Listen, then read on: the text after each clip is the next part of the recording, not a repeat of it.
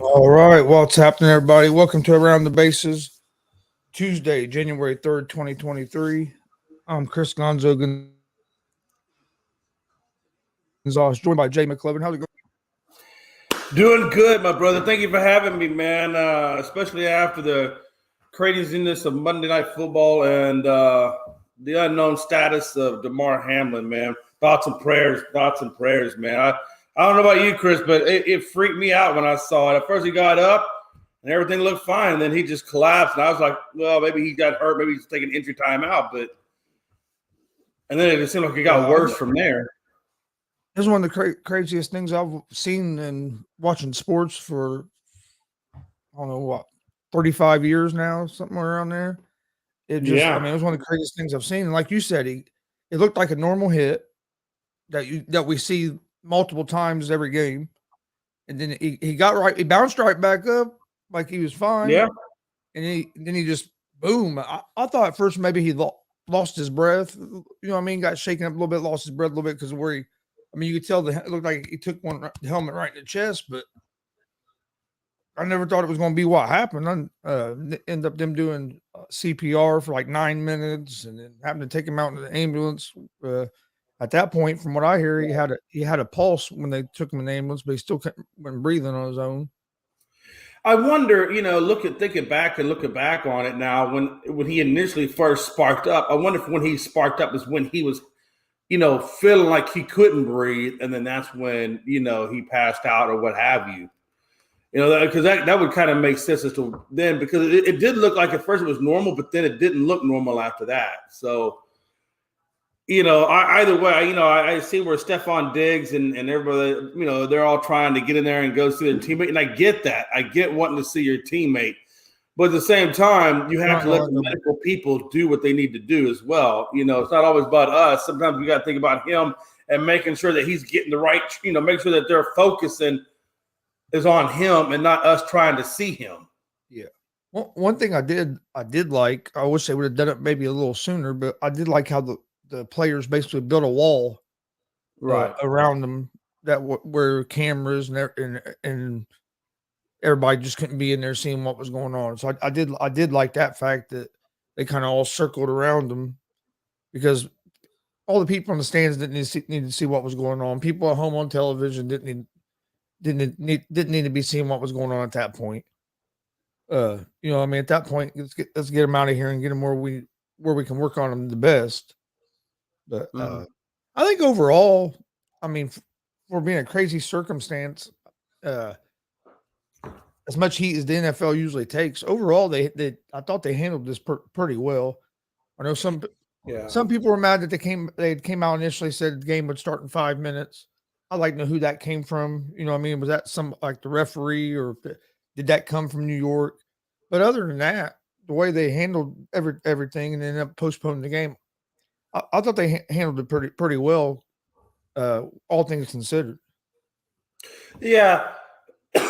Excuse me. Exactly. I thought they did handle it well. I thought, I really liked how fast they were able to get medical personnel out there to him as quickly as they did. Because had they not get out there as quickly as they did, he may not have been able to get that heartbeat back. So again, we have to applaud the medical staff and the medical people that are out there, because had it not been for them first responders, we wouldn't be talking about critical condition. We may be talking about funeral arrangements. So, let's make sure we applaud the medical staff for the timeliness and the expertise that they were able to give quick enough to get him into that ambulance and give him a fighting chance at life. Honestly. So I tip my hat to the medical staff, man. I think a lot of times our first responders, they don't get the credit that they deserve. But man, I'll tell you, man, if his life was in the balance, that first responder definitely increased his chances of survival. I promise you. Oh yeah. Yeah, like I said, it was just crazy. I was sitting here like I do every Monday night watching the football game. Yeah. And I saw Higgins get the ball, get hit. The guy kind of rode him down. I'm like, okay. And then I was like, well, that's the end of football for tonight. Yeah, and it's of course, it's all speculation, but I have a feeling that this must have. I don't think it was a hit that necessarily. I mean, of course, I'm not a doctor. I don't think it was like I was talking earlier. I don't think it was the hit that did something. I think there must have been an underlying medical condition with him when he came into that game, and that maybe just triggered it. And hopefully, what will come out of it after, once he revives on his own, they can do more testing on him to make sure that there's not other underlying issues that he may have going on. Yeah. Yeah, I know. Ah, man, it's been a few years ago. Jerry Lawler, Jerry the King Lawler, WWE, had cardiac arrest, and it happened from where he was getting chopped. Right. And and him not knowing he really had any other problems, but he got chopped 2 or 3 times there in a row, and it put him in cardiac arrest. First, they thought he had a heart attack, but no, it was. That sounds like a blood clot or something that they must have lodged or something. They got him. So it's. I mean, yeah. If you're hitting like that, and then all of a sudden you're going into that, that sounds to me like a blood clot would have had something to that effect. But yeah, man, like I said, it was a scary situation all around. Hopefully he ends up being all right. I mean, still in critical condition. I would say I would say he probably has a long road to recovery. I don't know if we'll ever, which is all secondary. Don't get me wrong, but I don't know if we'll ever see him on the field again. Yeah, like I was saying, I think it's going to determine on number one, what caused the cardiac arrest, and then number two, what the treatment's going to look like, once he gets fully stabilized and in terms of where he goes from there. I mean, my thoughts and prayers are just out to his family, man. I know his family just got to be, I'm sure they're mentally, physically, drained and exhausted by this point. One good thing was his mom was at the game, and she rode an ambulance to the hospital with them. So I mean, at least his family was there. That's you know what I mean. Yeah, my heart goes out to her, man. I just as a parent, man, that there's no worse feeling than seeing your child on the ground, and you don't know what's going on. Yeah. But jumping to a little bit of baseball here. Yes, let's talk baseball. Let's talk Mets. Can we talk Mets for a minute? I mean, I don't know what your plan was. I might be Mets. Yeah, we can talk Mets. I feel like the more we'll talk about this on the script tonight too as well. But I was looking at this, man. I was thinking to myself, I feel like these guys are putting so much money into this team. And, granted, the names that they're putting on the team are great. But, the more I look at this team and the more I look at the age of this team, the median age is 30 of this team. And, if you look at the way they're constructed, half of this team is on 1 or 2 year deals. The other half, got the 10 or 12-year deals, And I was thinking to myself, these cats are at $500 million payroll. They're $807 million committed to, I think, 5 to 6 players that are on this roster. They're all in their 30s, and I just don't see this. I don't know what Cohen. I get it. He's trying to spend money. He's trying to be like another Hal Brenner or George Steinbrenner or whatever. But I just don't like the way this team is structured. I don't like the amount of money on the short-term deals. I feel like in the age of the players, I think when I look at this Mets team and all the money they've got invested, it seems like they're built for maybe a 1 to 2 year run, and then that's it. After that, they're going to have to re-break down and reformulate all over again. And I don't wonder how much back end money is going to be coming off that. I mean, it's crazy. Yeah. No, they're definitely spending money trying to go all in. We've seen teams do it before. Sometimes it works out for you. Sometimes it doesn't, but yeah, they're going to have a couple 2 or 3 year window here where it's going to be their best chances. Just like you said, they got a lot of short contracts, but they'll try. Knowing this owner, the way he's doing it this year, I would say he's going to be aggressive again next year as well. So we'll see what happens. But I agree. I think their window they got a 2 or 3 year with the current lineup at least, anyway. And another thing too, the more I see this, and again, I don't want to discourage spending or whatever, but the more I see this, the more I feel like baseball should have a cap, because how the hell does a team like the Oakland A's even think about competing with the Steve Cohen and the Mets? Like, how would that ever even happen?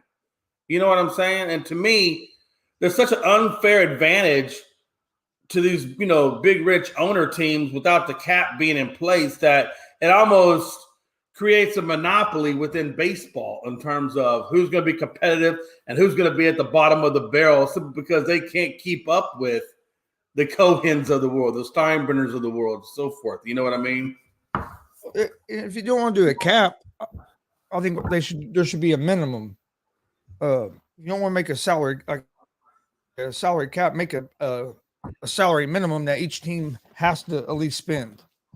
That way you don't have. I don't know, man. I mean, what if they can't afford to spend? What if they just don't have the revenue to support it? I mean, I think a hard cap is absolutely necessary. But you don't have to make it where it's $100 million. Like, there was teams this year that was at $70 million that were competing, but then you have your teams that spend $100 million, and you know what I mean. Right. But again, at least had that number. Take, for example, the Marlins, though. Take. Just look at the Marlins. Take them for example. They don't fill up that damn stadium. Where are they going to get all that money from? Seriously, where are they going to get the money? They can't fill up their stadium. How are they going to compete with the Steinbrenner? And maybe Miami is the wrong market to have a baseball team in. They have. I mean, they have money. Most of these owners have money that if they want to put into it, they could. But I see what you're saying too. I just don't know if they'll ever go to a salary cap in baseball. I think that's one thing that they're always been proud of, which I don't know why. I think either a salary cap or having at least a league minimum you have to spend would cause more parity in baseball, and I think that would. Well, that's true. And I think that would even help baseball grow more, because you're going to have more teams competing each season than just a handful of teams. Right. And that's what I feel like. I feel like, for like the last, 10, 15 years, it seems like it's always the same, characteristic teams, that are in the World Series or vying for the World Series, and you don't see the A's, you don't see Seattle, you don't see, Arizona hasn't been there in a long time. The Rangers, I can't remember if they've ever really had an opportunity to be in the World Series. There's just a lot of teams. The Brewers, they put up a couple of teams that have had an opportunity, but it just hasn't been a long time. But it just seems like there's Kansas City Royals. I know they had theirs. It wasn't too long ago, but I mean, how often do you see these guys in the World Series? Or even vying for it? We don't typically see that. No. Man. Hey. You could also say even like, I don't know. I mean, Houston's I think Houston's not a small market. I don't think it's a large market. I think Houston's probably like a mid market. They could be bordering large market, somewhere in that area. But I like the fact that Houston, though, they do grow most of their stuff. Like I said earlier, they grow most of their stuff, through the farm, so they can avoid. I'll tell you, there's two ways of building a world championship team, right? You're either going to buy all the free agencies up, or you're going to build through the draft and sprinkle it with a couple of free agents. And I think that's kind of typically the way that, Jim Crane and the Astros have always gone, is we'll build through the draft, or we'll build through, the farm, and then we'll sprinkle it with a few free agents here and there, and if you have a good development system in your farm system, you can do that, like take, for example, Correa. Correa's out there trying to get the $300, $400, $500 million contract. And here, we're like, okay, if that's what you want to do, go right ahead and do it. And then we'll bring up Pena, and then Pena has a, much better season than he did anyway. And then we're like, so I think, there's two ways to build a team, right? Yeah. What I fear that might happen, though, is these player contracts are getting so big. Is it going to be sustainable if they don't put a cap in, or if they don't make some, or that's another thing too. Right. Because we all know that baseball's lost a considerable fan base, was with the strikes and the lack of interest. I think that's occurring in the game, and I think the more hyped up interest there is in basketball and football, hell, even soccer is starting to pick up some steam now, and NHL is starting to pick up some steam. So, I think the lack of action has really kind of hurt that. Now they are taking away the shift this year. They are making the bases bigger. They are speeding up the game with the pitch clock. So maybe those things will be enough to speed up the game, make it a little bit shorter, and get more fan interest. But again, it goes back to marketing and how well is baseball really marketing itself, right? I mean, like I said in previous shows about that, man, baseball's lost a lot of the African-American demographic just because it's not as alluring to them as basketball or football is, just because it's quicker to get on an NFL team or NBA team than it is to get on an MLB team, because you got to go through the farm system, college, whatever, and then maybe you get there in your mid to whatever 20s. So, yeah, there's a lot there that I think lacks for developing that marketing strategy that they need.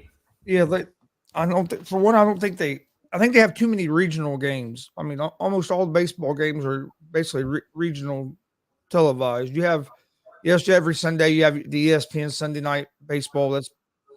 That's national televised. I think Fox does a Saturday game usually that's national televised. But you're talking a couple games a week, maybe 2 or 3 games a week out of all your teams is national televised. So right, I think that hurts them in a way as well. I know they make a lot of money off all their regional deals with all the TV places, but I think if you had more national televised games, that would help. But even that, I mean, like right now in the off season, do you ever see anything about baseball? Nada, And zero. when it's off season of NFL, you still hear stuff about the NFL all the time. When it's NBA off season, there's always you're still hearing all. But baseball just kind of seems like it just kind of disappears until even on the social media side, like ESPN, Sports Illustrated, whatever. They really don't go too far into it. They really don't talk too much into it. It's just kind of even in the regular season, ESPN and some of them stations do that. They don't even cover much baseball a lot of times, right, other than if it's like ESPN Sunday Night Baseball. But you turn on Sports Center, how long do they talk about baseball, even when it's in baseball season? And the crazy thing is it kind of goes for NHL and soccer. I mean, how much they really cover on them guys, as well. I mean, it doesn't seem like they really do a whole lot. It seems like it's pretty much basketball or football dominated, and then I'll sprinkle it in with a few other little things here and there. But this year, hockey's picked up coverage on ESPN, but that's because they just signed that big deal with ESPN. So that's why you're seeing it so much right now. We'll see if they sustain that. Right? Yeah, exactly. This is like one of the first times I've seen quite a few commercials just promoting hockey. I'm thinking, okay, yeah, that's right. ESPN signed that big deal. That's why there's so many hockey commercials while I'm watching other sports. And it really helps out the southern teams more so than anybody, because let's be honest, I mean, and of course now there is a lot of migration of Northerners coming down to the South and stuff. So I think that also is probably helping out their ratings as well. But, typically in the South, we don't really watch a whole lot of hockey because we don't play a whole lot of hockey. There's no high school team in the South for hockey. It just doesn't exist, at least not in Texas or Louisiana or Mississippi or Alabama. I don't know about Florida. I don't think it's in Florida either. But, once you get down this direction, we just don't play hockey, and there's not, I mean, you can't even find a rec league for hockey around here. There ain't hockey here. Yeah, I mean, it's just not a sport that we deal with, and I think that's another thing. Let me rephrase that. There's not hockey in this part of Indiana. There might be in northern Indiana when you get toward Michigan. I think maybe some of them areas might have some hockey, but like around here, there where I live, there is no hockey. I mean, we didn't have no hockey team in high school. You know what I mean? You had baseball, basketball, football, wrestling. stuff like, and of course, women's softball and stuff like that. But there wasn't. When we never had no hockey or lacrosse. I see that lacrosse is kind of starting to build up some. And I couldn't Right. I couldn't tell you one rule about lacrosse. Well, I guess I Yeah, could. I can't either. I guess I can tell you one rule: put the ball in the net. But other than That's really about it. That's about all I know too. I mean, and again, I think North Shore had a lacrosse team, but we had water. I think we had like water polo. Now, who the hell plays water polo, man? I don't know why North Shore ever had a damn water polo. It was all the white kids that played the water polo because, I mean, let's be honest, man. It wasn't exactly the most popular sport in the world. So I don't know why the people even had a water polo team, but I thought that was the most stupidest thing I've ever seen in my life. But and usually those kids got beat up by the football players, so whatever. yeah, But we didn't have a water polo team either. they just didn't stand a chance. I mean, hell, I think even some of the band kids were beating up the water polo team. I think one kid was hitting that dude with the flute. I mean, it was amazing to see. But no, hey, look, seriously, you look at baseball now, and now I just seen on ESPN where there's like what 10 refs or 10 umpires that are leaving the game. So now I'm starting to think, well, when are we going to turn the game over to electronic refs or umps or whatever and get away from the human element? Because, that's got to be the next thing down the pipe. I know they're doing it out there in the minor leagues. When are they going to bring that to the majors, or how long will it be before it comes to the majors? Yeah, I don't know. I don't know how I feel about that. Yeah, you're Well, getting. I think it levels the playing field because now, because especially when you got a guy like Altuve, and then you get a guy like Aaron Judge, and the disparity in height, I think it's going to give them more standardized, strike zone rather than somebody's opinion of what they think the strike zone should be, based on the player, this, that, and the other. You're going to get a more, unified, consistent strike zone. So I think there is probably going to be some good that comes of it, but you still got to have at least a human element on the bases and things like that, Yeah, even with the strike zone, it's going to be interesting to see how well this electronic stuff is going to be able to take height and everything into effect.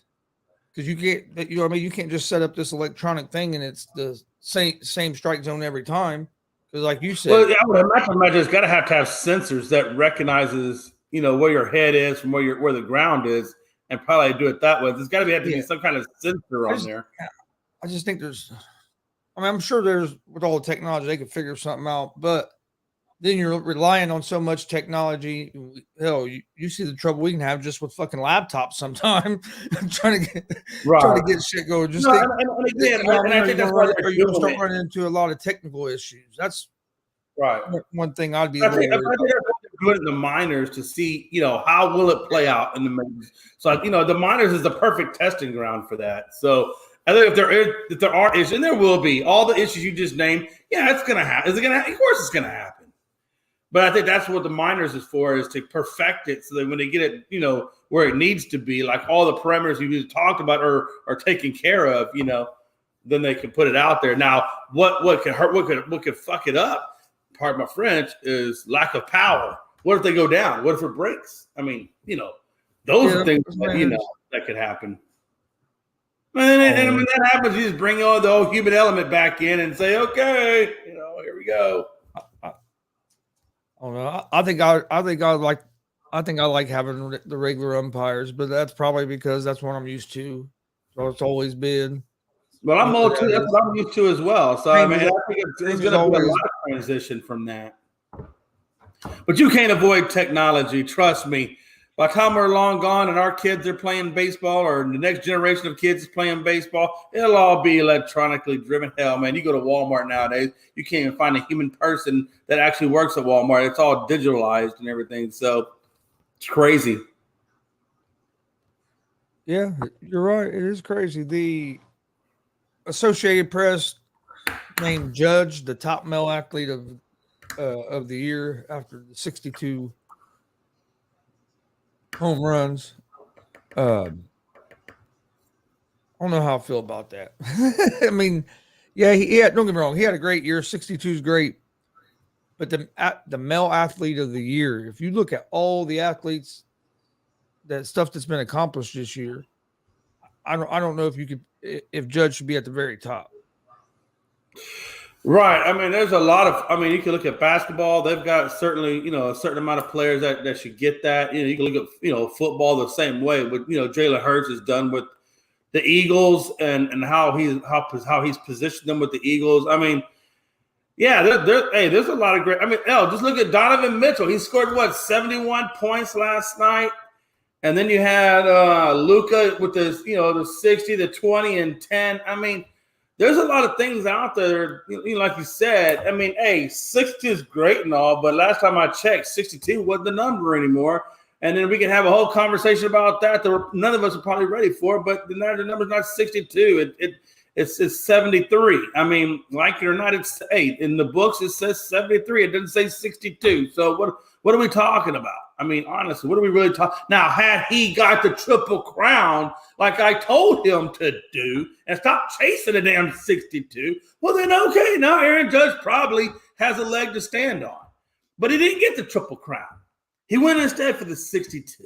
What a time to be alive, you putz. Hell, if you want to talk about athlete of the year, give it to freaking Pena. ALCS, World Series MVP, and that was his rookie season. Hell, I'll take that. I think that's more of an accolade for a rookie to get the MVP, not only in the World Series, but in the conference round. Hell, that's more of an accomplishment than 62. I'm sorry, it is. Whether you like it or not. I mean, Steph Curry was the athlete of the year last year for the Associated Press. So he beat out Curry, Ohtani, and them guys this year. But yeah, like I said, not taking nothing away from Judge. He had he had a great season. But hitting home runs is only one facet of baseball. And you know what? You know who else had a great season? Ohtani. Neither one of them made it to the World Series. What are we talking about? Ohtani had a great season. That poor boy just suffering over there, hanging out in the Angels uniform. But let me ask you this. Hey, so back to the Mets real quick. If the Mets don't get a World Series and they just spent all these, hundreds of millions of dollars, what a time to be alive. I'm just saying, man, hey, there's nothing better than spending $500 million and you still come away with an L. Oh, but the bad thing is that could happen, probably will happen, and you'll still see other teams do the same thing. Go spend a bunch of money like that, trying to basically buy one. I mean, we've seen look how many years we've seen the Yankees do that. The Yankees have done that a lot. Yeah. Well, they're the ones that set the precedent of spending all that money.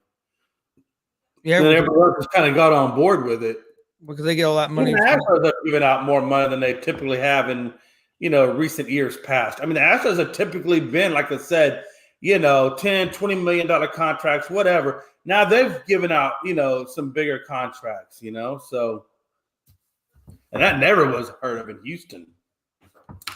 Whether it be football or baseball or hell, even basketball, Houston's never really been a big spending market city. We've always been a moderate spending city, and maybe that's why we don't have as many titles as the Lakers or the Yankees or Dodgers or whatever. But I'll tell you what, there's a great fan base in Houston, so don't take it for nothing now. Well, the Yankees had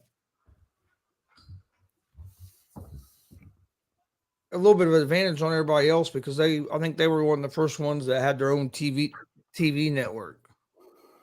Yeah, I mean, how do you compete with the team that has their own TV network? How is that even possible?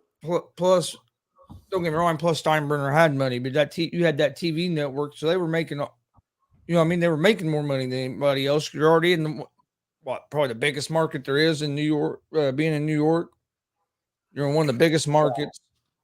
Now you own your own TV network. I don't think people realize how big a deal that was. Oh, I don't think a lot of people don't. I didn't realize for a long time until I realized, the fact that the revenue that network brings in. Now, of course, they have to revenue share, whatever, some of that money out. But let me, and that's another thing too. They try to say, well, there's a luxury tax in baseball. It doesn't really level the playing field. It really doesn't, because how much money do you think how much money do some of those teams lose? Like I said, take the Marlins. I know you said they have money, but from a profitability standpoint, if you're not putting butts in the seats, that's a lot of money you're still leaving, that you're not capitalizing on. So they have to be taking some sort of a hit financially, even though they have money. They're still on their profit loss sheet. There still has to be a disparaging number there. You know what I mean? Yeah, I think, oh man, they got to find a way. To me, for baseball to get back to what it used to be, they got to find a way to get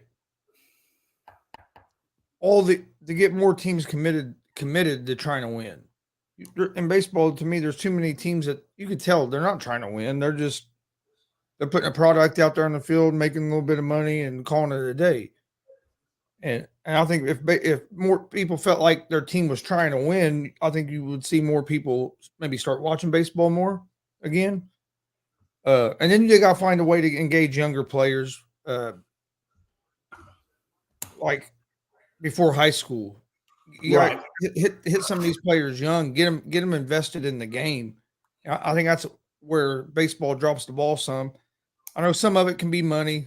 Baseball isn't the cheapest sport. I mean, by the time you get a glove, cleats, a bat, I mean, you get the minimum stuff you have to have. That's not cheap. But then, not just that, finding a place to play in an organized league that don't cost your parents an arm and a leg is even harder.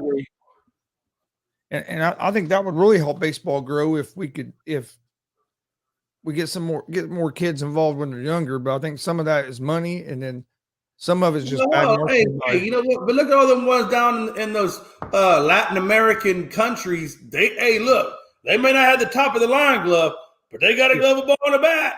At some level, they're figuring it out down there in them poverty-stricken countries. Now, of course, they come here and they get the better stuff, but they are figuring it out at some level down there, and they're doing it to a level that puts them playing at a high level. So, they must be developing them skills pretty damn good on them dirt playgrounds with them half-strung gloves. You know what I'm saying? Oh, no, I understand what you're saying. That's what I'm saying. That's where I think we dropped the ball here in the U.S. at getting more kids involved.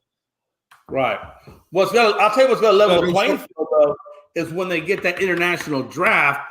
And some of these teams, I'll tell you right now, Houston Nationals are one of them, probably one of the bigger ones that go down there and pluck up players out of the Latin American communities and throw them into the farm system and bring them up that way. I mean, Houston does a big job of that. I think New York and a few other teams are doing it as well. But at what point does making it an international draft and taking that away, now how does that affect Astros or Yankees or whatever from nabbing up all these great talented players, out of Puerto Rico, Dominican, Venezuela, and so forth, No, I think that's going to be interesting. Yeah, that's going to be interesting to see how it affects everything going to that international draft. I think it's a good thing for the league. I just don't, man. I don't know. Baseball has to change some things, definitely, if they want to keep growing or get back to growing, I should say. I don't know. I know around here, they could have camps. They need more baseball camps, and they need to be MLB funded camps or whatever to really start getting, kids that normally wouldn't take an interest in it. Like, in other words, hey, you got to go find the cucumbers and put a team out there and get more baseball camps, in these inner cities and start promoting the game of baseball to gather their interest. Yeah. By the way, that was a hardball reference if you didn't get cucumbers. I got it. You got to, great movie, but you got to get. That was a great movie, by the way.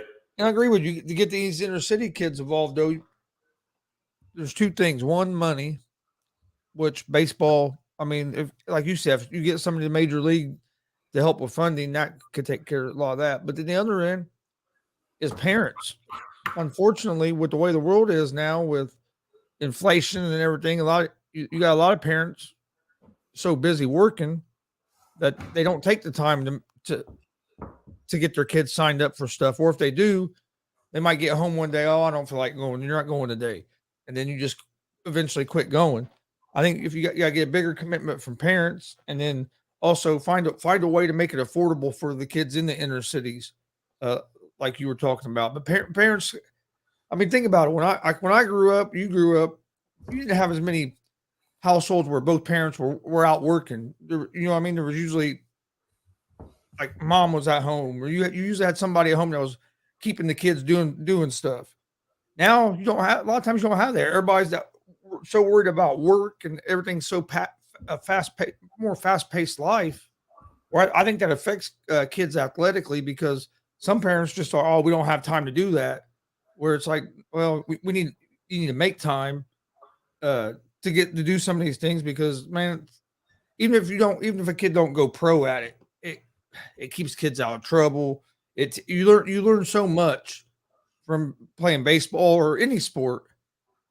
You know what I mean? You learn a lot about life, a lot of things that help you later on in life. So I think it's important to get these kids involved in something, even if it isn't baseball, involved in something besides sitting at home just working out their thumbs on a controller. Oh yeah, no doubt. And I think also what kills baseball too is these travel ball leagues. Now it seems like baseball has gone to travel ball rather than YMCA or just local baseball leagues. Where you just go play at a set location, and things like that. Now you got to travel, and a lot of people can't. Like you said, it goes to, well, I can't take you here because I got to go to work. I got to do this. I got to do that. I don't have time to go all over town taking these places. Or maybe I don't have the gas to keep taking to all these places or whatever, the economy. So I think travel ball kind of limits that as well. I think they should go back to playing YMCA ball or something like that. And to your point, travel ball, man, it's expensive as hell. Yeah. Not only do you travel almost every weekend, so you got hotels, gas money, and all that. Right. But a lot of these teams, you're paying $1,000 or more just to be on if you make the team to be on the team. Oh, absolutely. Absolutely. And, again, I think a lot of this could be if MLB was funding some of this or contributing to funding some of this, or if these MLB athletes, these baseball players themselves were, giving back to the community and helping, with things like that. There's a lot, or even if it's the city itself, did some kind of campaign to help level the cost for these kids. I mean, there's a lot of things that this country can do, this communities can do to help promote the game of baseball, but it starts with MLB itself and driving other factors to get it into that. So there ain't nothing these communities can do, man. Come on, they're all broke. They don't have no money, but we got baseball players and professional athletes making $1 billion. Yeah, we don't have no money that we can invest in the future with kids. Yeah. What are you talking about? Which is it's kind of funny to me because if you look at Steve Cohen. And he's got $807 million committed to, I think, 6 or 7 players on the Mets. And some of these stadiums are worth $1 billion. So what is $1 billion from 800? That's $200 million less. So he's almost got a full baseball stadium paid for on his roster. Well, not only that, not only that, he's paying like $100 million in freaking luxury tax. Yeah, I'm just saying. It's so far. I mean, at some point, I want to. But yeah, we have contracts. But yeah, we have. What's going to be the first $1 billion baseball? Because we're already at what, 300-400 million right now for 10 years, roughly thereabouts. So when are we going to see the first? How long is it going to be before we see the first $1 billion contract? I mean, you've already seen what's his name, Patrick Mahomes get the 500. I think Trout got a 500 million. I mean, you're almost halfway to the $1 billion mark, right? I mean, wow, what a time to be alive, man. Jeez. It's a lot of money to play a game of baseball or football or basketball. Speaking of which, man, hey, what do you think about this Rangers rotation? They brought in a lot of pitchers from all over their, baseball to form their rotation. They obviously started off with DeGrom, then you had Evaldi and a few others. How are you looking at the Rangers now in terms of should we take, like, how serious are we going to take them going into this next baseball season? I mean, are they going to be challenging the Astros with that rotation? I think they're going to be better this year. I don't know if they'll be challenging this year. But I do think if you get Bochy a couple seasons, and they start getting in the players that he wants and everything, I do think the Rangers. You're going to see the Rangers start being competitive. Uh, I don't know if it'll be this year. It'll be interesting to see how this rotation works out, because if they can get off to a decent start and are still competing when the trade deadline comes around, you might see the Rangers try to make a big move or a couple big moves to you know what I mean, to compete. I think it'll take them a couple years, but I love the manager that the Bochy hire. I think they hired the right guy, and then now you just got to start rebuilding your roster. I think it's going to take them more than one off season, just this off season, to build that roster to where they can compete with like the Astros and maybe the Yankees.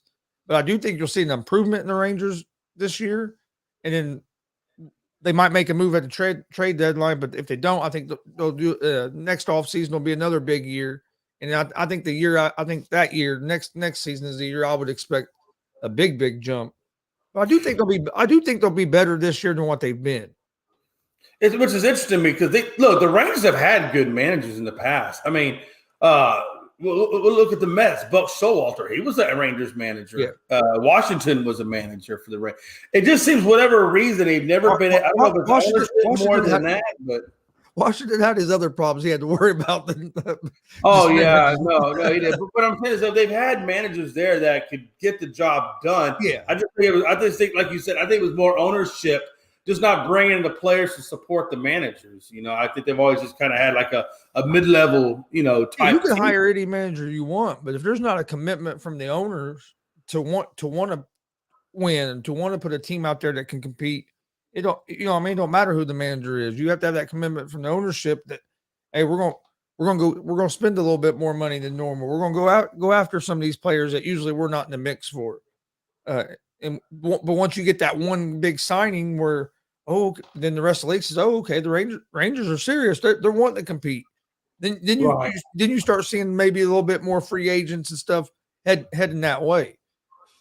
Yeah, and then another team out there that's making some moves that I don't understand is the Red Sox. They brought in Kluber on a 1-year, $10 million deal, but he's getting kind of old now, and I don't know what he's going to necessarily provide that team to get them where they need to go. I just see them. I see them making some weird moves. They let go of a really great player, and Xander Bogaerts still has some youth in him, and then they bring in an old guy like Kluber. I just don't know what they're trying to mix and match with this team and try to put together. The Red Sox just, in my opinion, they're just going in the wrong direction. Yeah, it's going to be interesting to see what this rotation looks like now with Sale, Pivetta, Kluber. Now they just brought Kluber in, so it's going to be interesting. I still don't think they have enough that they're going to be able to compete with the top teams yet. But some of the moves they've made with like players they've let go and then chose to pay other players, it's to me it's been a little strange. Right. Now no, you know what's weird is what do the Dodgers do with Bauer? You're desperately needing a pitcher because your rotation is old and injury prone. What the hell do you do with Bauer? Because he's young. He still has he's got a super fresh arm. Maybe sit him down for a little seasoning, but honestly, he's only been out 194 games, so he's still relatively. He could hop right back into rotation. You know what the man is capable of doing. He's a great. He might be a terrible human being, but he's a great freaking pitcher. And do you just let him walk away? I don't know. I think the Dodgers are going to. I don't know if I would. I mean, you have your issues. He's had his issues with the stuff that went on. He's been out a couple seasons now. But hey, if Duke can get back, if Duke can be at the form that he was at, Dude's a hell of a pitcher. And he can really. Well, he played in 21, right? So he's missed about a year. He's been a game about a year and a half. He's been away from the game, which is okay. I mean, look. Here's my thing. My thing about his old Dodgers. Well, we don't want them. Fans ain't gonna be happy. Hey, sometimes you just got to bite the bullet, and if you think the guy's going to help you, and you think he's going to stay out of trouble. I mean, we've Hey, seen it. fans always love when you're winning, though. If a guy's winning, you'd be surprised how quickly fans come around. Yeah. I'm just saying, you'd be surprised. You can see people protest those shirts and stuff about Ballard and let him be in the running for the Cy Young halfway through the season, and all those shirts are going to be changing to support. Oh yeah. Hey, didn't you just have a lot of? Yeah, but you know what? It's okay. He's helping us win. He's a winner. I've kind of had a rethought process on it. You know what? And as long as he learned his lesson, that I've got to learn to be okay and be forgiving. And yeah, okay. No, if he was losing, you'd be all over this dude. At the gates, man, calling for his head. But no, hey, I think this year is going to be interesting. I'm trying to figure out who really has grown up enough to challenge the Astros. I do think the Mets are going to be obviously they're going to be in the conversation. I think the Phillies have done a lot of work on their team. I still don't know if I believe in the Phillies bullpen, which is why, and I don't know if I really believe 100% in the Mets bullpen. I know they brought in Quintana and they brought in a couple of the guys, but Robertson and Quintana and so forth. But I don't know, man. I still feel like the Astros, if we can get past your starting pitching and get into your bullpen, we're going to take you out. And I feel the same way about Phillies. Now, they did bring in Trey Turner, but they won't have Bryce Harper until the All-Star break. And then when he comes back, he most likely will be in a DH role, from what I understand, until he gets all of his legs underneath him, and then he'll go back in the outfield. But either way, Trey Turner's a hell of a player. But I think the Phillies, right now, I got to be honest with you, I think in the National League, I think the Phillies and the Mets are the two best teams right now. And I would probably say on the American League, I think it's still going to probably come down to the Yankees and Astros. I don't know that Toronto or I know Seattle. And I think Seattle, they should make some noise because they did add a few players in there. So maybe Seattle will be decent. Padres could be couldn't that be indecent? Yeah, because they just brought in Bogarts. Did they just bring in Xander Bogarts? Yeah, and they'll be getting Tatis Jr. back. And they still got Soto in there, and they got Machado. So yeah, I think they did lose Josh Bell, I think, to Cleveland, but and they still got what's his name? Don't they? The closer they brought in last year. The one from the Brewers. I can't remember. Hader. I know you're Hackett or Hader. Thank you, Hader. They still got him. I think the Yankees kind of took a step back in some spots, though. I think they did okay adding. I think they added Rodon, didn't they? Didn't they add Rodon to that rotation? So now they got Rodon. They got so it's Rodon, Cortez, Cole, Severino. So their frontline rotation is pretty good, but I still think that they don't have enough on the back end or the closing to really do something. And I think the fact that they lost Benintendi, now they're stuck with Hicks and they're still stuck with Donaldson, which I don't like either one of those two guys. And Bader, I think they're going to get Bader back. Hopefully, maybe he'll be able to contribute to that team officially. But you know what? I don't think the Yankees have done enough to really push the needle past the Astros. I don't think they have. Yeah, I think you're going to see probably them be making some more moves around the trade deadline to try to strengthen up. Yeah, I would be surprised. Honestly, I would not be surprised if it's Astros Mets or Astros Phillies in the World Series. I would not be surprised if one of those two combinations was the World Series. And I swear, if we win another World Series, damn it, I don't want to hear no shit from anybody.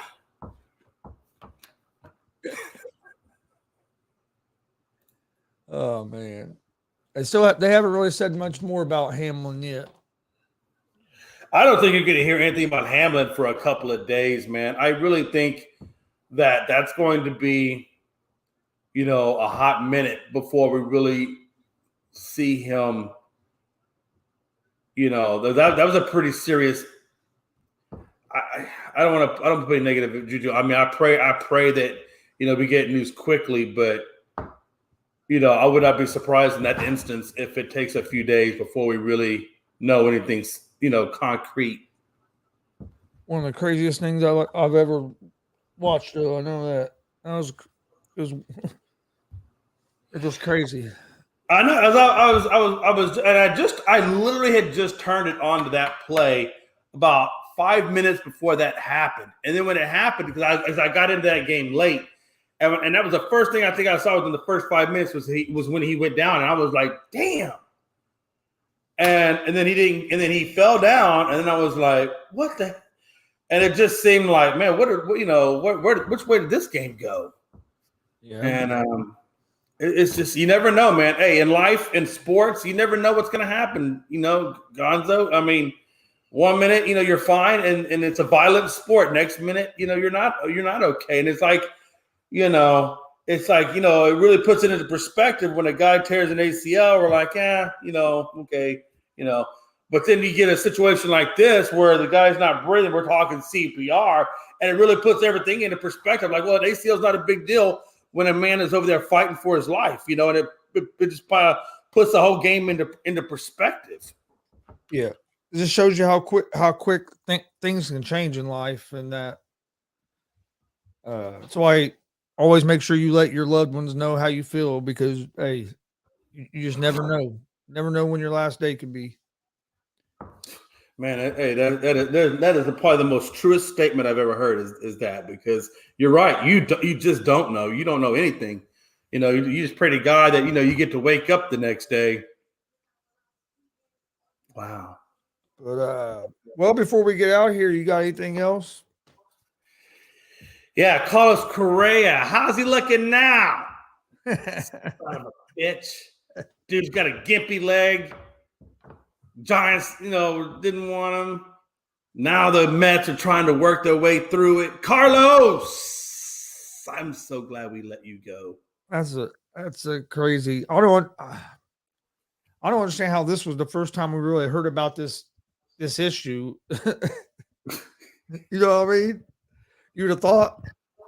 And I have the first inclination should have been the fact that Astros were willing to just let him walk away with no issues. That should have been the first. I really believe that the Astros let him walk because they knew that medically, he wasn't worth a 10-year contract. Medically, he was not, good enough health-wise to really be beneficial for that type of contract. And they knew, and of course, it didn't help the fact that they knew they had another star shortstop in Pena sitting in the wings. And so that just made it even easier for them to walk away. But that should have been the first clue, is when the Astros had no desire whatsoever to give this guy a contract. They were okay to let him walk.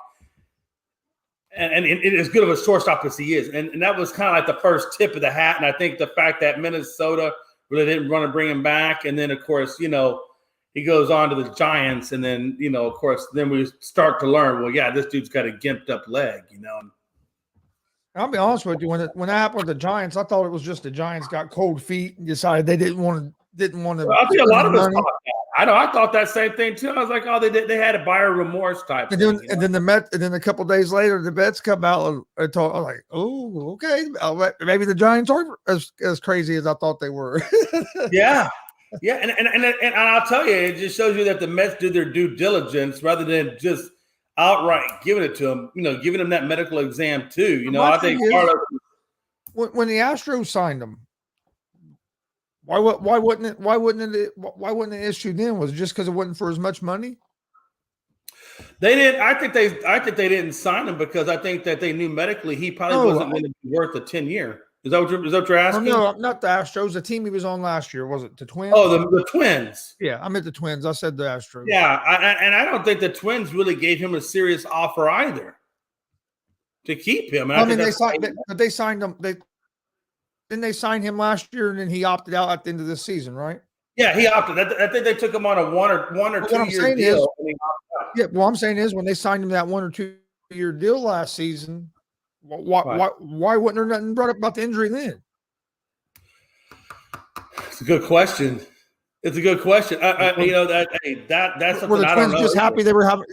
Were the Twins just happy they had a chance to get a big name? Right. I guarantee you, hey, he messed that leg up in Houston. It didn't just, and it healed, but I think Houston doctors knew that, hey, don't give him a 10-year deal unless you get him on the down low cheap.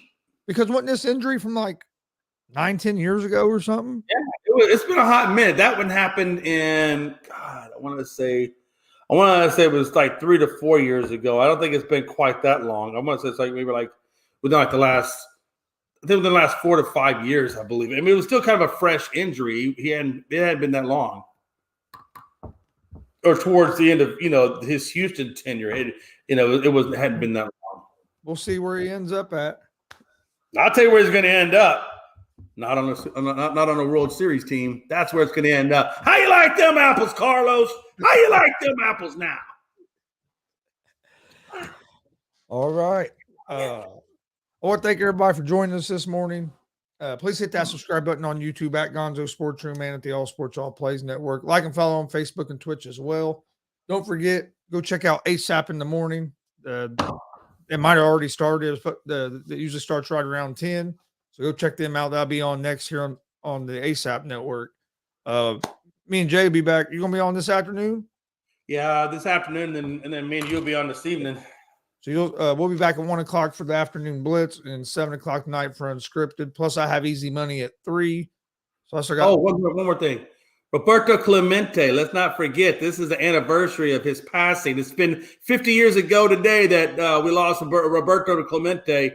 What a great humanitarian that he was, and baseball player. So, we want to shout out to the Clemente family, and my dad will probably have his Clemente jersey on today.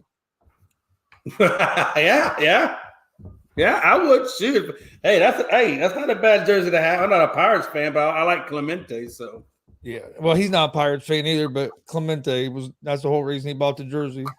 Oh, I bet. Yeah. Oh, well, thank everybody for joining us. We will see you guys. We'll be back tomorrow for another baseball show, 9 a.m. Monday through Friday. So we'll see you guys tomorrow for baseball. Hopefully see you guys this afternoon for the afternoon blitz, easy money, then later tonight for unscripted. Hope everybody has a great day. Again, thoughts and prayers with the DeMar Hamlin family. Hope he has a speedy recovery and everything goes good for him. Thanks for joining us. We'll see you guys tomorrow on another episode of Around the Bases. Tell him!